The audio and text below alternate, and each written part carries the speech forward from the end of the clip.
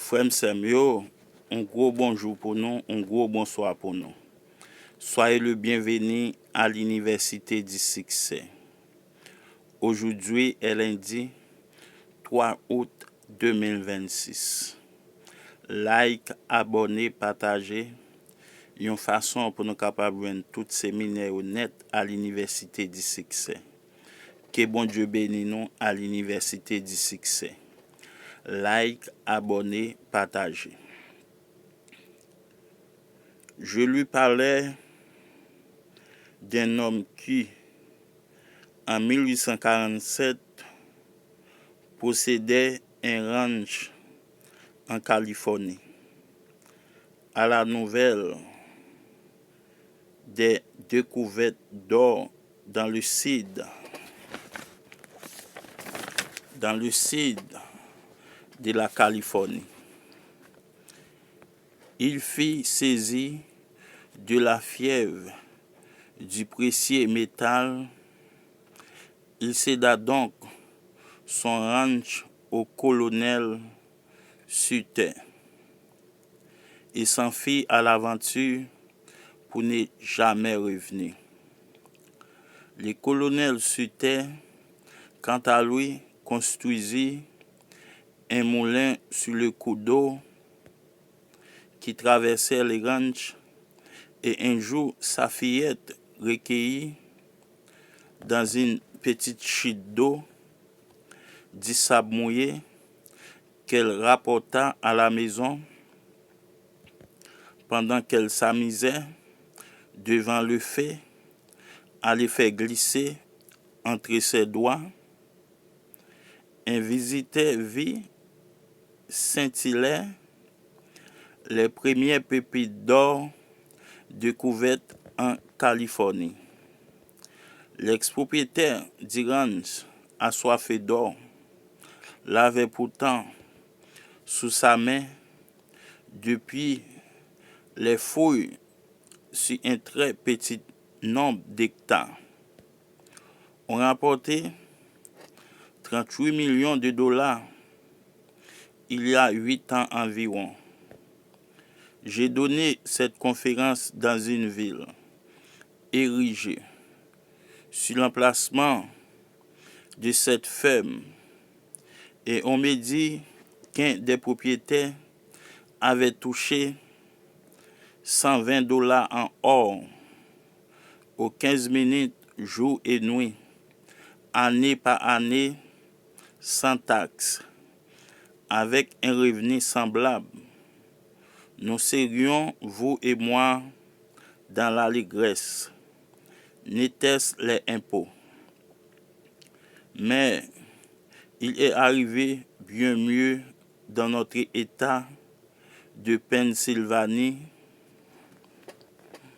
Lorsque je parlais en public, rien ne me fait plus plaisir que de m'adresser à un auditoire allemand, comme j'en ai l'occasion ce soir, et de les citer cet exemple.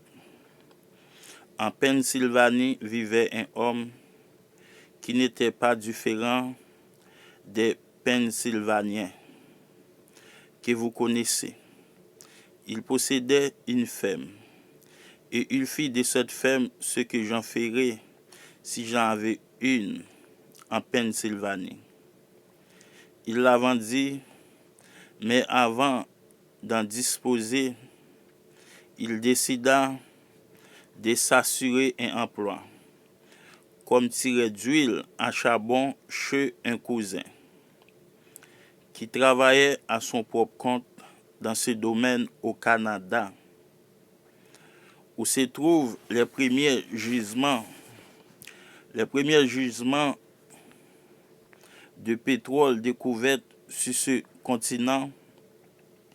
À cette époque, on la puisait à même les ruisseaux. C'est ainsi que notre fermier écrivit à son cousin pour avoir du travail. Vous voyez, mes amis, ce fermier n'avait rien d'imbécile. C'est non. Il n'abandonna pas sa terre avant d'avoir quelque chose d'autre à faire. De tous les nigauds sous les étoiles, le pire, à mon avis, est celui qui laissait son emploi avant d'en avoir trouvé un autre. Cela s'appliquait spécialement à ma profession et n'a aucun rapport avec l'homme en question, enquêté d'un divorce. À sa lettre, le cousin fit cette réponse. Je n'ai pas besoin de tes services parce que tu ne connais rien au pétrole. Bon, c'est dit le vieux fermier, j'apprendrai et avec l'ardeur la plus louable qui caractérisait les étudiants de l'université Temple. Il entreprit d'étudier la question. Il remonta au deuxième jour de la création où toute la surface de la planète était couverte d'une végétation riche, dense et épaisse qui depuis a formé les couches primitives de charbon.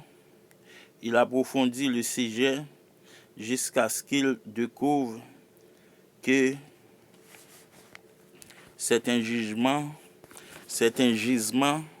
de charbon laissait filtrer une huile qu'il valait la peine de pomper et il découvrit ensuite comme elle se mêlait aux sources vives. Il se perfectionna jusqu'à connaître sa texture, son odeur, son goût et comment la raffiner. Maintenant écrivit-il à son cousin, je connais tout du pétrole. Son cousin lui répondit, très bien, amène-toi. Soyez le bienvenu à l'Université du Succès. Like, abonnez, partagez. Une façon pour nous capables de joindre tout séminaire net à l'Université du Succès. Aujourd'hui est lundi 3 août 2026. Que bon Dieu bénisse nous à l'Université du Succès. Like, abonnez, partagez.